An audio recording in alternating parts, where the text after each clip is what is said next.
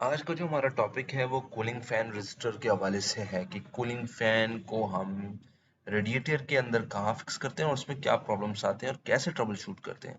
जैसे कि हमारा रेडिएटर आप देख रहे हैं और रेडिएटर श्राउड के साथ फैन भी लगा हुआ है और यहाँ पर करके एक रजिस्टर लगा हुआ होता है, काफ़ी बड़ा सा रजिस्टर होता है और नॉर्मली ये ओवरहीट या पानी लगने से ख़राब हो जाता है। और इसी को हम रिमूव करके इसके अंदर देखते हैं कि एक रजिस्टर लगा हुआ है, एक छोटा सा डायोड लगा हुआ है और 4 पिन की आउटपुट है। ये 3 स्पीड्स कंट्रोल करने के लिए दिया जाता है, यानी कि 3 स्पीड पर रेडिएटर को ऑपरेट करवाने के लिए होता है। हमारा रेडिएटर को first and second and third speed पर उसकी फैन की स्पीड को टेम्परेचर के हिसाब से, और यही फैन की स्पीड हमारी कूलिंग सिस्टम को पूरा कंट्रोल करती है। यानी कि गाड़ी को ऑपरेटिंग टेम्परेचर पे भी रखना होता है और उसको जब ओवरहीट होने लगे तो ओवरहीट से बचाना भी होता है। तो मेरे ख्याल से ये अब तक के लिए ये बेहतरीन वीडियो है शॉर्ट में।